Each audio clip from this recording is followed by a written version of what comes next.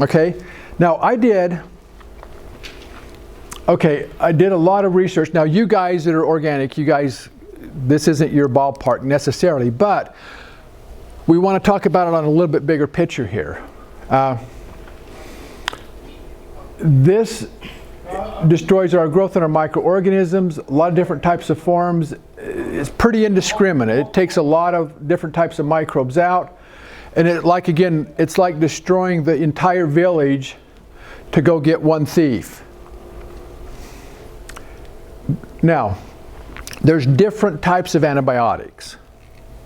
Okay, we have the pharmaceutical antibiotics. We also have agricultural antibiotics. So one of these that is incredibly proliferous in our environment is glyphosate. Now, the guys with... Is that what you call that antibiotic? Glyphosate? Yeah. It is actually a registered, patented antibiotic. There are 2 patents on it. First one is it's a mineral chelator. So if it gets into your bird feed, it's going to pull minerals to it. It will take your trace minerals, your potassium, your iron, your copper, your zinc. It will pull the cobalt, it will pull it away from the enzymes and pull it into itself. Okay, that's its first patent. It's a chelator. We're just going to call it short for glyphosate. It pulls minerals away from enzymes, which then cripples systems.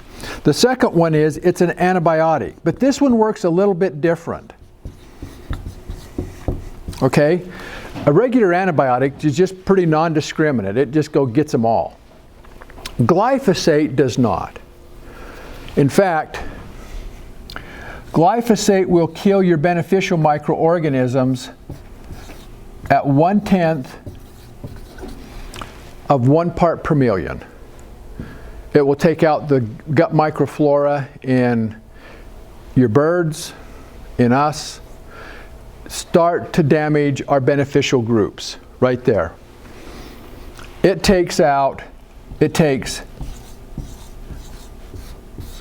4,000 times more glyphosate to kill the pathogens.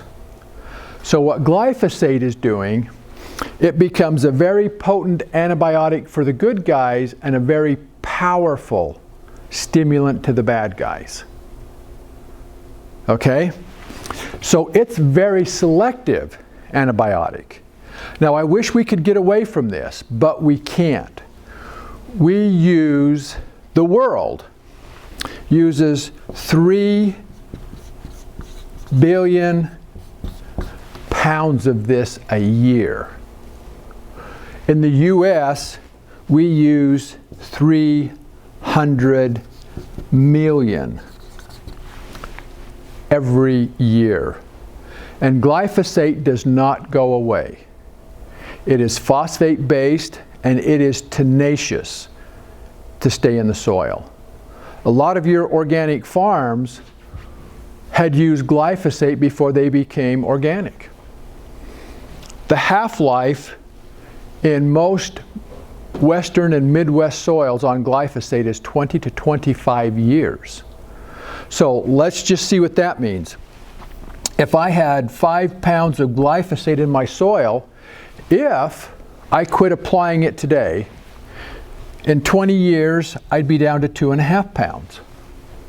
In 20 more years I'd be down to 1.25. In 20 more years I'd be down to 5/8 of a pound. In 20 more years I'd be down to less than 1/3 of a pound.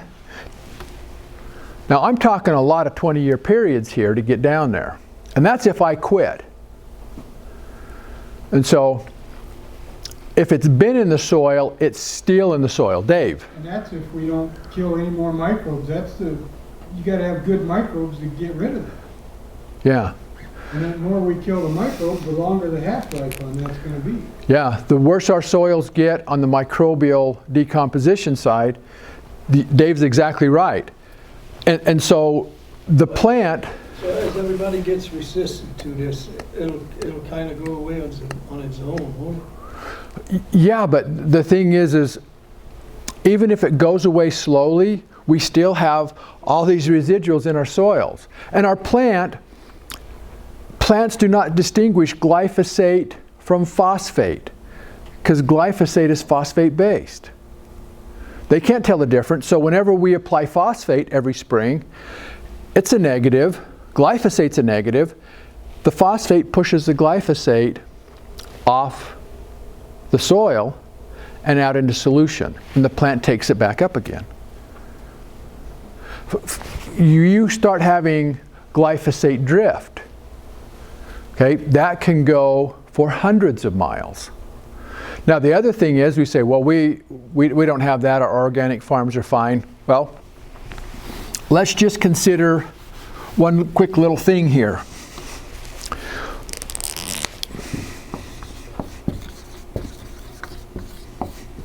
Where does ethanol come from?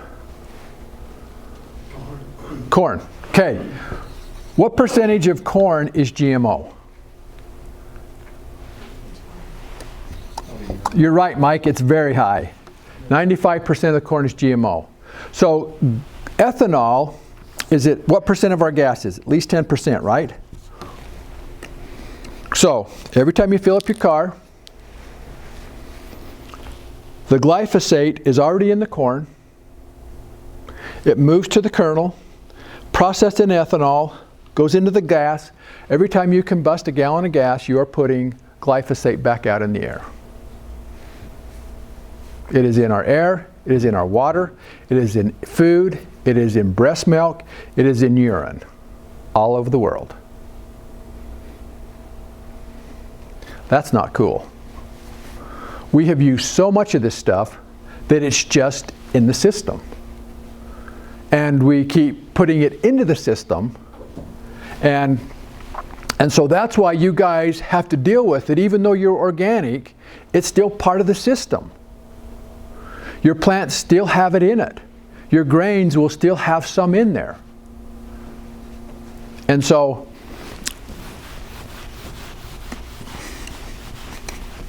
let me just give you one little shot of glyphosate and an organism that's prevalent in poultry, in livestock, in humans. It's everywhere. How many of you guys have heard of Clostridium botulinum? Okay? Well, good.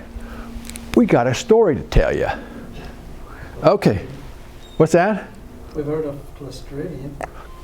Clostridium botulinum is one of the nastier of that nasty family. It takes 1 teaspoon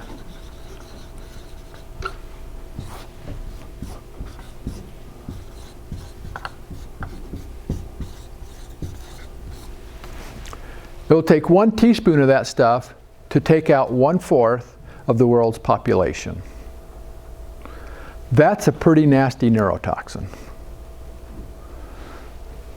Okay? What they're finding now, and we have a noticeable increase in infant death in Utah from this. Clostridium botulinum. They'll take the tissues of the dead babies, the infants, the children, and they'll culture it, and guess what pops up? Clostridium botulinum.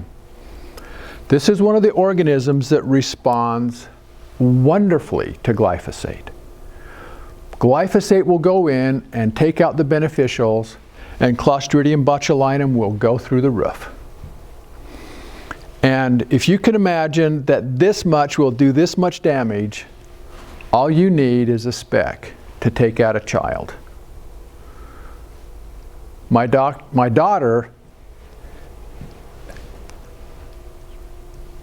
is an intensive care nurse in the child unit at Primary Children's Hospital.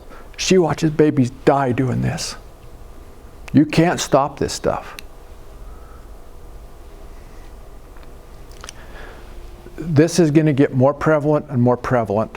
This is the problem, is all of these chemicals are encouraging these incredibly tough microorganisms that do not have a resistance to the glyphosate.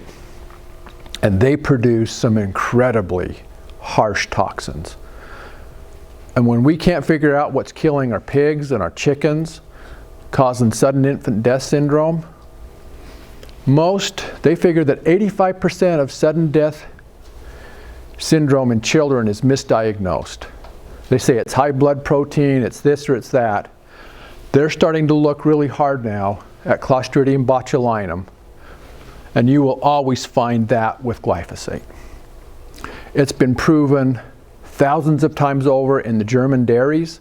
They're losing huge populations of dairy cattle to glyphosate and Clostridium botulinum. And so these are the things that are happening simply because this organism is everywhere. It's in dust. It's in dirt.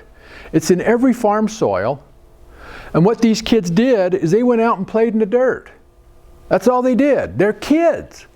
They're playing in the backyard. They're playing on the mound of dirt next door. Come in, get sick. The glyphosate is coming through their food.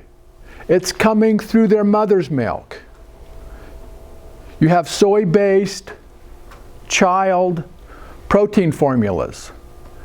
Glyphosate is coming in. And when these organisms get into an environment where the beneficials are wiped out and they can populate, that toxin from their metabolism then has either a very detrimental or a lethal effect on the animal or the child or the human. And so this is what we're starting to see more and more and more now because of these toxins that we have out here in our environment. 1/10 of 1 part per million takes out our good guys, takes 4,000 times more to kill the pathogens. Our livestock, it comes in and it completely rearranges the balance of biology in our intestinal tract. And so it's this bad sight. We have a few beneficials in the gut. We get more pathogens, weakened immune system, reduced nutrition, sicker birds, poorer quality, more antibiotics, and the cycle just rolls. Again, we're dealing with a symptom, we're not solving a problem. Increase our gut microflora, reduces our pathogen population, and this is how God deals with pathogens. It's a numbers game. If I have 100,000 good guys and 10,000 bad guys, guess who wins all the time? My good guys. Okay? Strengthens the immune system, 85%, better nutrient absorption, better birds, less disease. And so the microbes are really running the show here.